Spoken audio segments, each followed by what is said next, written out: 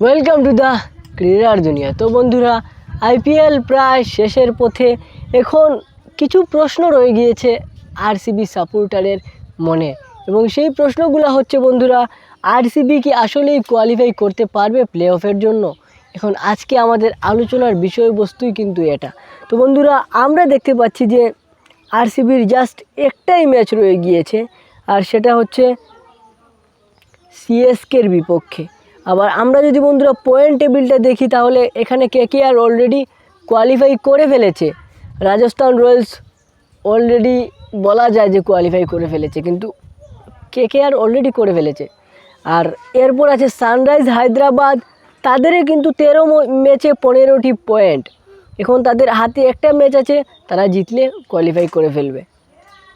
আর এখন বন্ধুরা চতুর্থ নম্বরে রয়েছে সিএসকে। এখন তারা 13টি ম্যাচ খেলেছে, যেখান থেকে তাদের 14টি পয়েন্ট, 7টা ম্যাচে তারা জিতেছে, 6টা ম্যাচে হেরেছে।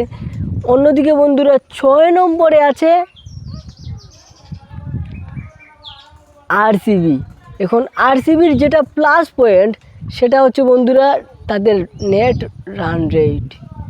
আর সেই নেট রান রেটের কারণে তারা হয়তোবা বাজিমাত করে ফেলতে পারে কালকে সিএসকের বিপক্ষে তাদের ম্যাচ, এবং সেই ম্যাচে যদি তারা সিএসকেকে হারিয়ে দিতে পারে, তাহলে সিএসকের কিন্তু বন্ধুরা তাদের যে রান রেটটা আছে সেটা কিন্তু কমে যাবে, এবং আরসিবির রান রেটটা বেড়ে যাবে। তখন কিন্তু তারা 4 নম্বরে চলে যাবে।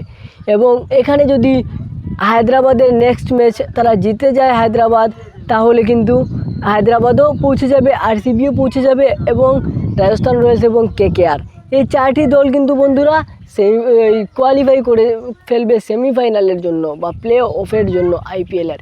এখন এখানে সূক্ষ্ম কিছু হিসাব নিকাশ করতে হবে আরসিবিকে, আর সেই হিসাব নিকাশটা হচ্ছে বন্ধুরা, আরসিবিকে সিএসকের বিপক্ষে এমনভাবে জিততে হবে যেন তাদের রান রেটটা, যে রান রেটের পার্থক্যটা রয়েছে, আমরা যদি দেখি আরসিবির রান রেট বন্ধুরা 0.387, অন্যদিকে সিএসকের রান রেট বন্ধুরা 0.528।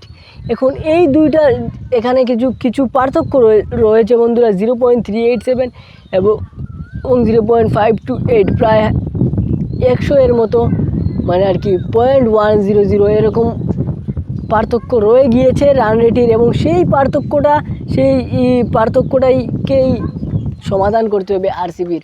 আর তবেই বন্ধুরা আরসিবির পক্ষে তারা পারবে প্লে অফে খেলতে। এবং শেষ একটাই সুযোগ সিএসকেরও, শেষ একটা সুযোগ সিএসকে হেরে গেলে তাদের রান রেটের দিকে চেয়ে থাকতে হবে।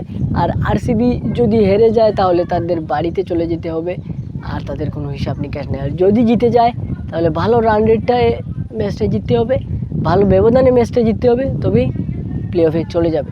আর এটাই আরসিবি ভক্তর জন্য একটা বড় সুখবর। আপনারা কী বলেন অবশ্যই কমেন্টে জানিয়ে দিবেন, আর ভিডিও ভালো লাগলে অবশ্যই লাইক দেবেন। দেখা হচ্ছে নেক্সট ভিডিওতে। আজকের মতো ভিডিও ভালো থাকবেন। আসসালামু আলাইকুম।